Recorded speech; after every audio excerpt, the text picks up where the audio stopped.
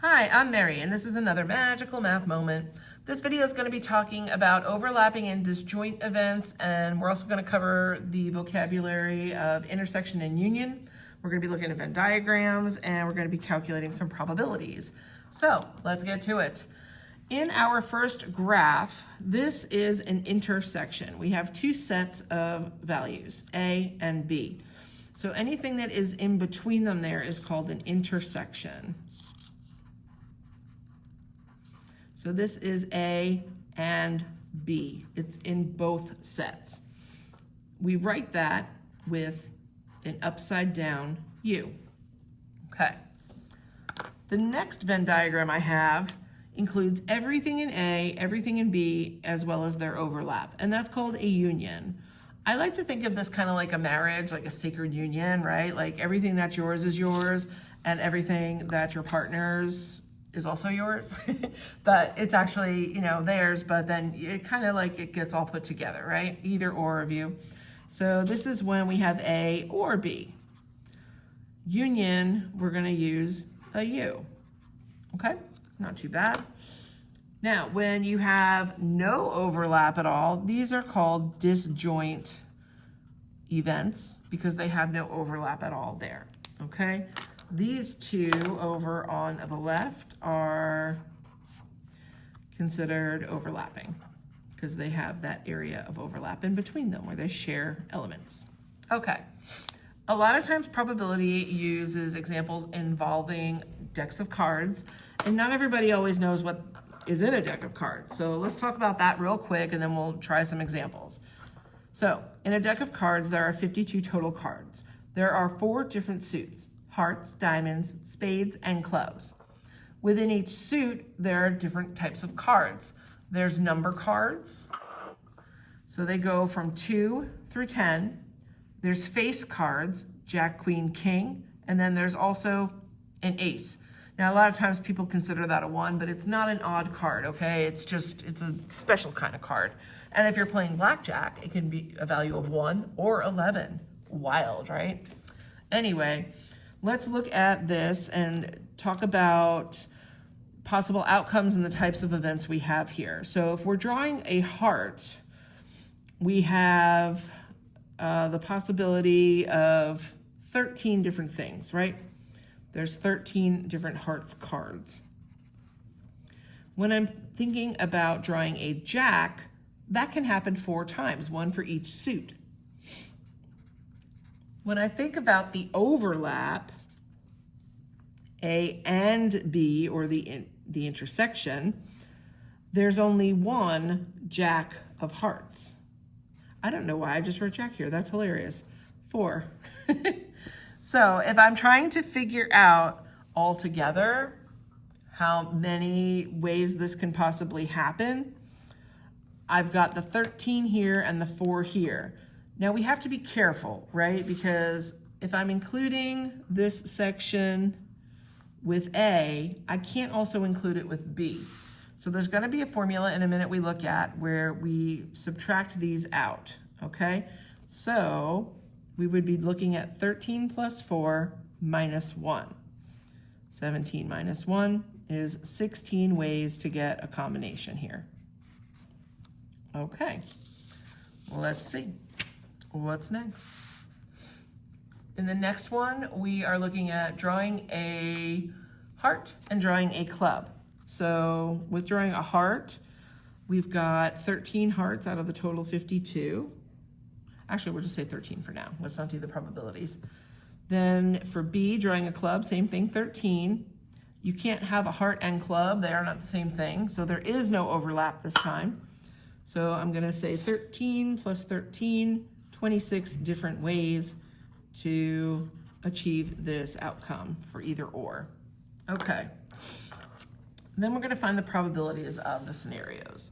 So the probability of drawing a heart or a jack, that's a union, is going to be the probability of drawing a heart plus the probability of drawing a jack minus their intersection or overlap. Okay, so Probability of pulling a heart is 13 out of the 52 cards. The probability of pulling a jack is 4 out of the 52. And then we subtracted that overlap. So our probability here is 16 out of 52. When you're dealing with writing probabilities, you're going to want to do a reduced fraction or a decimal. This decimal is gross, so let's look at the fraction. 4 over 13. That's the best way to do it. Okay. Let's also figure out the probability of getting a heart or a jack. So we would look at the probability of hearts and the probability, or not jacks, I'm sorry, clubs. We're looking at clubs this time. Goodness, it's been a long day. We don't have to subtract the overlap because these are disjoint events, so there is nothing to take away. So in this case, we're going to have the 13 out of 52 plus 13 out of 52.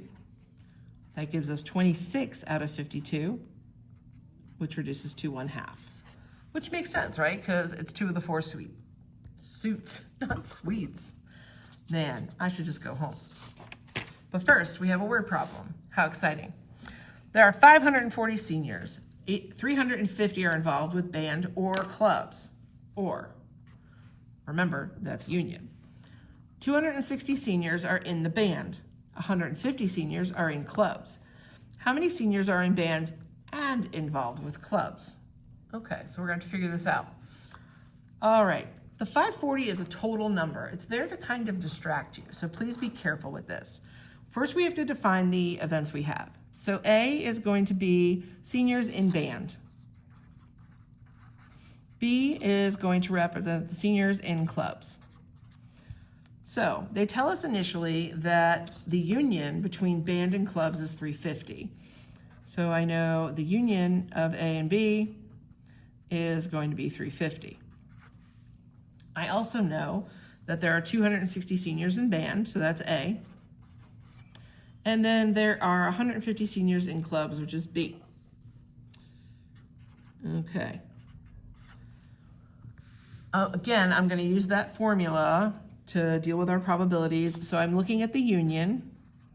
That's going to be the sum of A plus B, and then subtracting out their intersection.